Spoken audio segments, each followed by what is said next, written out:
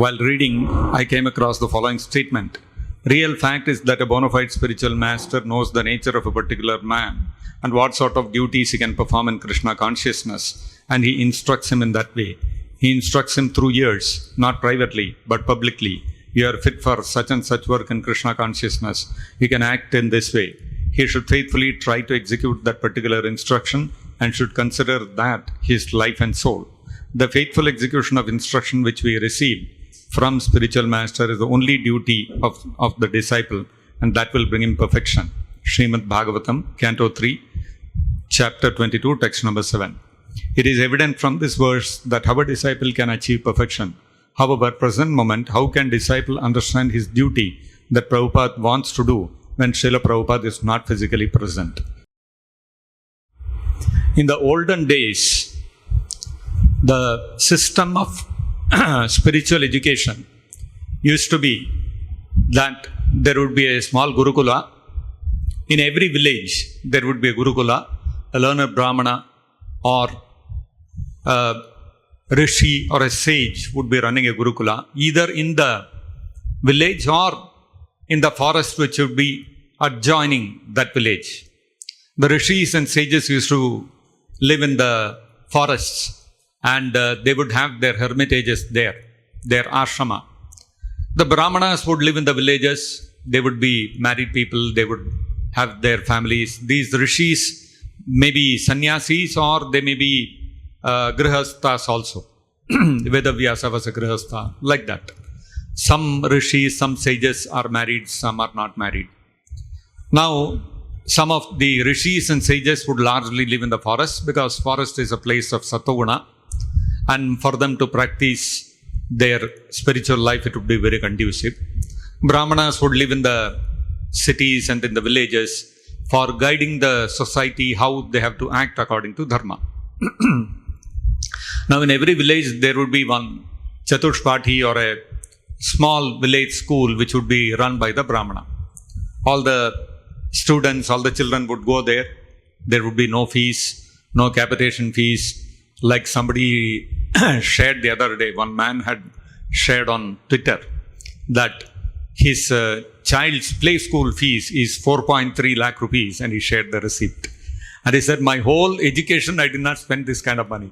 Now for the child to play, he has to pay 4.3 lakhs for 1 year. And he was saying, hopefully, बच्चा जाके वहाँ पर अच्छे से खेलना सीख जाएगा. So, those days the Brahmanas, they would not charge anything. Whatever the child brings from home and gives it as a Guru Dakshina according to his capacity, the Guru will accept. But he would impartially impart the education to all of them. This used to be a decentralized form of education.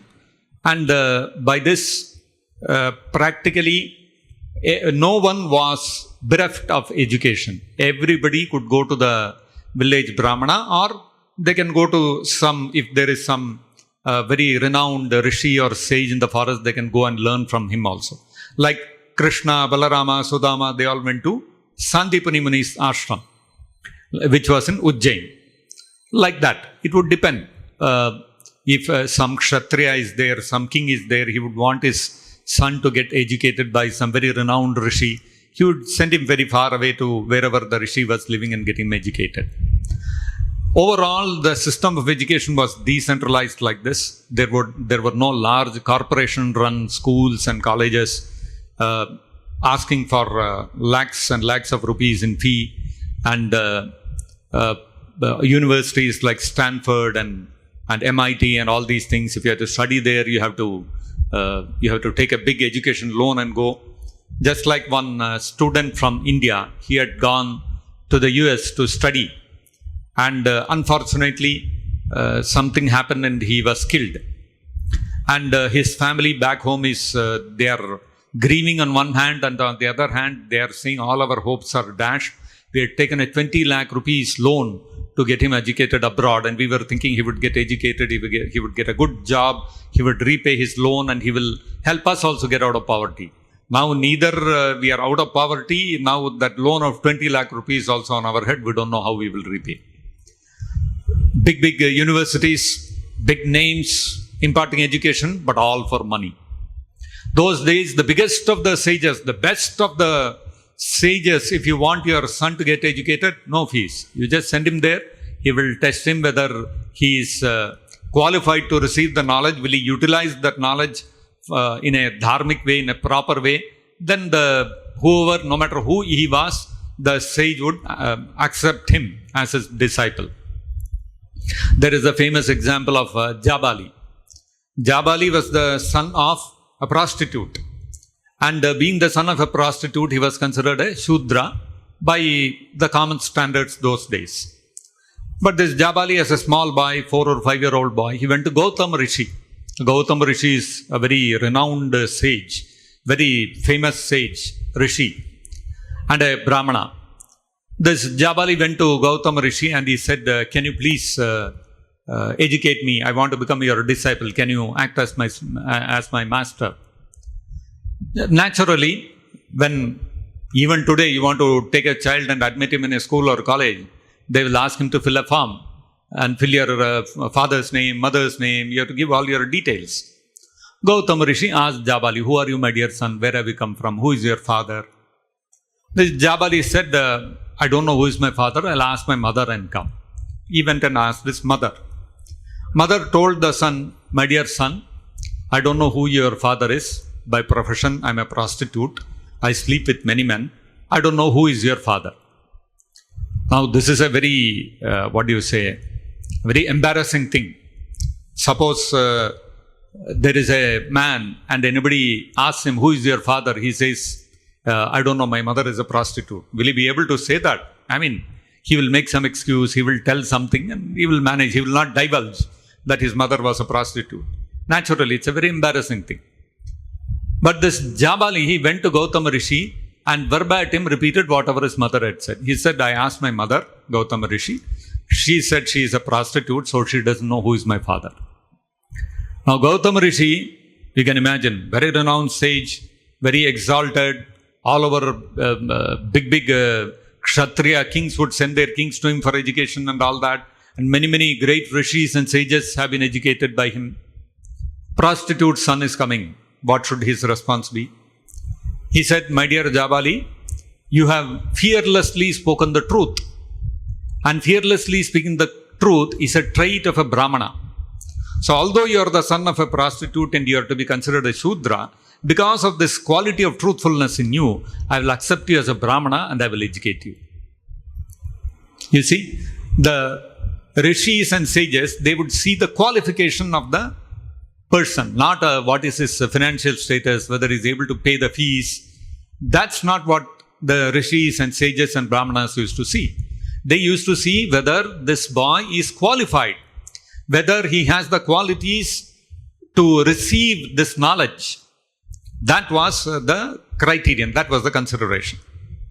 And so, the Brahmanas and the rishis and the sages, whatever 20, 30 boys they would get in a village, how many children you will get? You will not get big numbers, you will not get thousands like you go to some school or college in the city. There will be thousands of students studying there. But if you go to village, like I remember we used to serve Akshaya Patra meals in the villages of Braj. Once I had gone to one of the villages to see how the meals are being received and how the children, what is the response of the children, teacher and all that. When we went to, it was a very remote village, about 1.5 hours we had to travel from our temple, Vrindavan Chandrodaya Mandir, and go there. Deep interior, one portion of Braj. When we went there, there was this school which had been built by the government and the teacher was teaching the children and there were about 20-25 children. That's all. You cannot expect more than that. Maximum, some village is very densely populated, you will have about 50 children. That's all you will have. You will not have more than that. So these Brahmanas whose Gurukulas used to be there, or these rishis or sages whose Gurukulas used to be there, 20, maximum 30, 40 boys used to be there, and they would stay in the Gurukula and learn everything from the Brahmana spiritual master or the rishi. This used to be the system. Now, in that system, when there is a teacher and there are 25, 30 or 40 students, the teacher can know each disciple individually, know his natures, and he can instruct him individually. That is very much possible in that system. Now, in Kali Yuga, what happens is, with various happenings that took place in the history of India, with the Sanatana Dharma, followers of the Sanatana Dharma, those people from the Sanatana Dharma not becoming the rulers, the kings and the rulers becoming from non-Sanatana traditions, they stopped patronizing all these Brahmanas and all these Gurukulas and all those kind of things. And so what happens is, gradually that Gurukula system faded away, especially after the Britishers' time. Now with that, what happened? These Gurukulas vanished, so there is the opportunity for people to get educated in the Vedic knowledge locally also vanished. And because of the imposition of Western system of education, the teaching of Vedic knowledge itself went out of the Indian education system. Now with this, for multiple reasons you can attribute to this. Not only this, even the people who were born in the Brahmana families, they were not qualified, and the caste system by birth became very prominent. So many things happened. Whatever the reason is, ultimately, in Kali Yuga, what happened is, with the progress of Kali Yuga, this Gurukula system of education, of imparting the Vedic knowledge, collapsed. Now what to do in this system? The Acharyas and the Gurus who have appeared in Kali Yuga, knowing very well that this is how Kali Yuga is, adopted a different strategy. Whether it was Shankaracharya, whether it was Madhvacharya, whether it was Ramanujacharya, whether it was Bhakti Siddhanta Saraswati Thakur, all of them understood that in Kali Yuga, this decentralized form of imparting Vedic education will not work. So what they did was, they harnessed the power of organization. In Kali Yuga people, Kali Yuga brain is used to the functioning of an organization. You see, today we all understand what an organization means, how various departments function, and for an organization to be able to successful, what are the necessary ingredients. We all know, we are all very well versed with all these things. Imagine 200, 300 years ago, when there were no such huge organizations or corporations, how people would have been, they had no idea of these things. But today, we are all well versed with these things. We are not used to a decentralized form of functioning.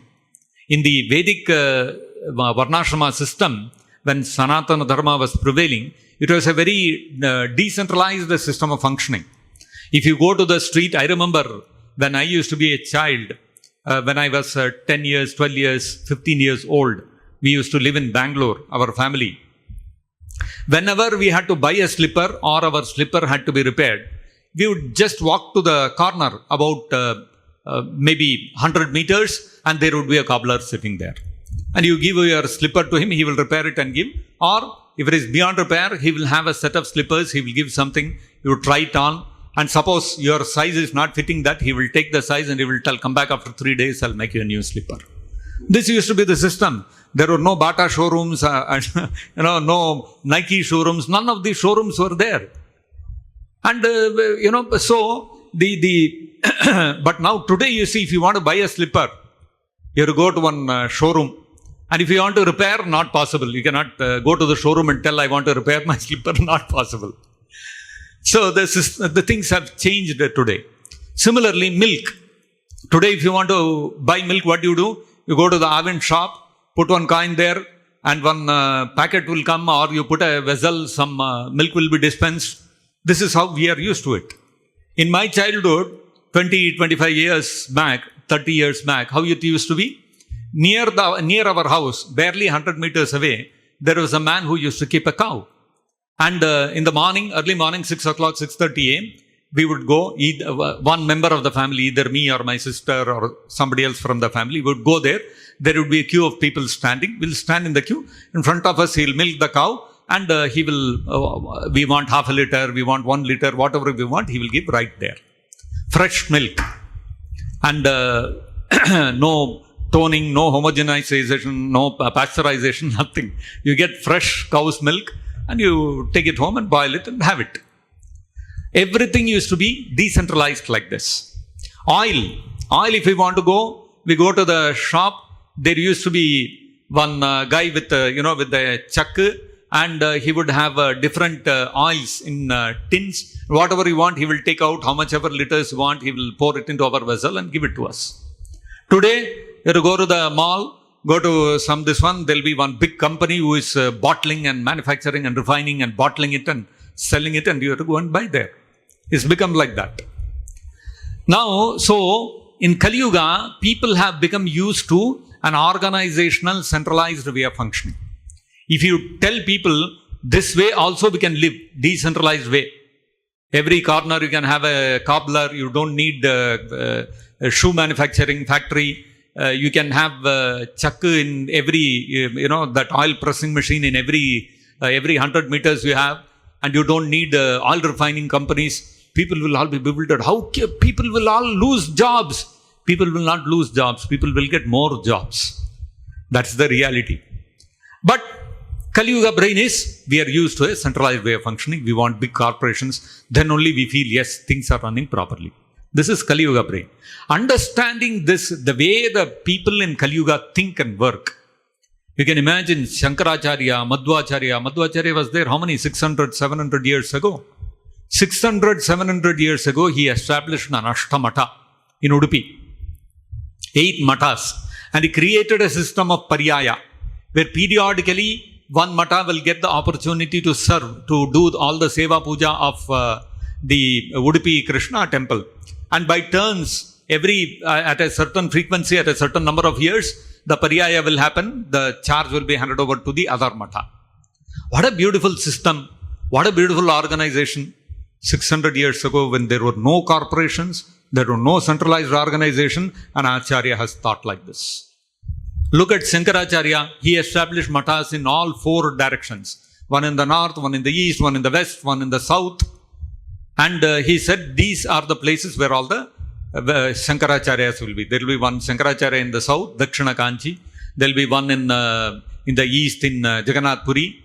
And like that, different parts of India, he divided in 4 directions and set up a system. You see? So how organizationally he formed it. Bhakti Siddhanta Saraswati Thakur, who was in the 1900s, he set up, what did he set up? He set up 64 Gaudiya Maths all over India. In 1900s, although the Industrial Revolution had just started, you can imagine, beginning of 20th century, the Industrial Revolution had started in the US, in the Western world. Corporations, organizations, they were just beginning. And even at that time, India, though, there was no question of any organization. But at that time, Bhakti Siddhanta Saraswati Thakur, foreseeing the future, established the 64 mathas in an organized way, centralized way. And Srila Prabhupada also, in the same vein, Srila Prabhupada also established an organization. And when you look at an organization to impart transcendental spiritual knowledge, the way of functioning will not be like the small gurukulas, where the spiritual master would directly instruct 20-30 people. The dynamics are completely different. The way of functioning is completely different. It cannot be the same. Prabhupada, very successfully and very adroitly, he harnessed all the powers of an organization, while at the same time maintaining the principle of imparting spiritual knowledge from the spiritual master to the disciple. In this scenario, what Prabhupada did was, forget about Prabhupada's physical presence or his absence. Even when Prabhupada was physically present on this planet, between 1965 and 1977, how many of his disciples actually got time to spend with Prabhupada? Very few. Some very senior GBCs, secretaries, personal servants, very few people actually got opportunity to be in the direct service of Prabhupada. Many devotees, the first time they saw Prabhupada in their life was during the initiation ceremony, and after the initiation ceremony, Prabhupada gave one class, and for a few days Prabhupada was there and Prabhupada left over. And many cases, Prabhupada was not even there for the initiation. The initiation the temple president would conduct, he will hand over the mala and announce the name, over. And many years later, Prabhupada would come for a visit to that temple. Prabhupada would stay for 3-4 days. During that time, hordes of devotees would be there. And they would all sit and hear Prabhupada giving them one morning class. That's it, over. That's all that they had association of Prabhupada with. So, then the question comes, how did they receive instruction from Prabhupada? How is this principle which Prabhupada is mentioning in this purport, that the spiritual master, knowing the nature of the disciple, will instruct him? How do we know that? You do in such and such thing. Prabhupada, what he did was, knowing the dynamics of organizational spreading of Lord Chaitanya's movement, he delegated many responsibilities to his senior disciples. He made many of the senior sannyasis and senior disciples, he made them temple presidents. And he personally instructed and trained them how they have to further train the junior devotees under them in each temple. Prabhupada delegated that responsibility to the temple presidents.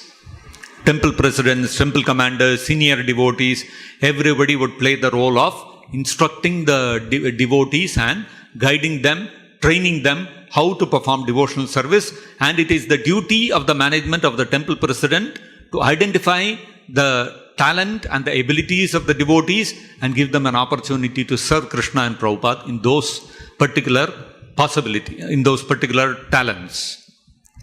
That is why you see, even though Prabhupada is not there today, you look at all the ISKCON Bangalore group of temples. We have almost 25-30 centers all over the world.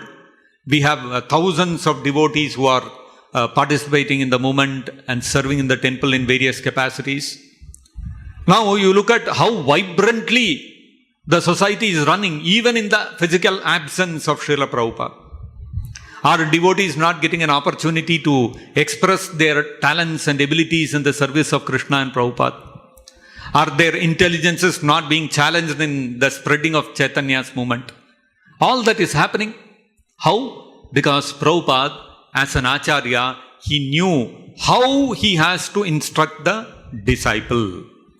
Although externally, materially, it may seem that I am a disciple of Prabhupada, but Prabhupada is not in my physical presence. That's not essential for the spiritual master to be physically present, because spiritual master is not limited by time and place. We are limited by time and space. I can be only in one place at a given point of time. Right now, if you say it is 8:15 p.m. and I am sitting here, at the same time I cannot be in some other place. That's the reality. But Prabhupada, being an Acharya, being a Diksha Guru, he can be in any place at any time, and simultaneously he can be in multiple places at multiple locations. This is the power of an Acharya, because that power is given to him by Krishna. Krishna has designated him as an Acharya and empowered him to act in this manner.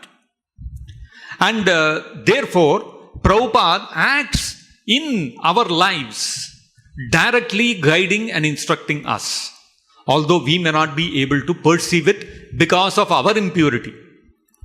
One devotee once asked Prabhupada, if the spiritual master leaves, he disappears, will he still instruct the disciple? Will he continue to instruct the disciple? Meaning his question was, if the spiritual master has disappeared, he is physically no more present, will he still continue to instruct the disciple? Because at that time, everybody in ISKCON was a disciple of Prabhupada. So if tomorrow Prabhupada leaves, Prabhupada takes Samadhi, then who will instruct all the disciples? Prabhupada replied, yes, provided you are purified enough. If you are pure enough, then spiritual master will directly speak to you and instruct you. Currently, because we are not purified enough, we cannot take a direct instruction from Prabhupada. But Prabhupada is overseeing our spiritual progress and he is guiding us. Spiritual master, not necessary that he has to personally come and guide. He can guide through so many other sources. He can guide through senior Vaishnavas. He can guide through some karmis. He can guide through animals, birds. He can guide through material nature. In many ways, the spiritual master can instruct. Just like in the Bhagavatam, in the 11th canto, there is a description of a person who says for him, one bird acted as a spiritual master. And for another person, a prostitute acted as a spiritual master. So, the spiritual master is not limited to one particular time and space that he has to act through one particular body only. He can act in any way he desires. Whatever way he desires to act in the welfare of the disciple, the spiritual master is free to do so. So, therefore, even today, although Prabhupada may not be physically present before us, we have to understand that Prabhupada is still acting through the system which he has empowered. It was Prabhupada only set up the system, no. That there has to be a president, there has to be a temple commander, and everybody has to listen to them, and they are the management, they take the decisions. The system is instituted by Prabhupada. So Prabhupada has empowered the devotees who are in those positions to act on his behalf in the matter of assigning services to the devotees according to their abilities. And so therefore, even today, although Prabhupada is not physically present, even today the society is so vibrant and devotees are all able to utilize their talents and abilities in the service of Krishna and Guru Prabhupada. So you can see that principle is still working, and therefore there is no incongruity in this. So we have to simply engage in the assigned service. Whatever service has been assigned to us, we have to simply continue doing that. Whatever the temple authorities are assigning service to us, we simply carry that out with the understanding and with the conviction that this service is assigned to me by Prabhupada himself. And then you will see, you will be able to very quickly progress in spiritual life, and you will be able to see the hand of Prabhupada directly in your life.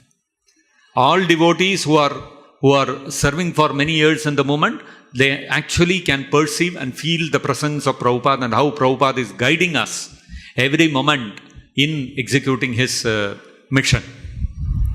So that's how we understand that instruction.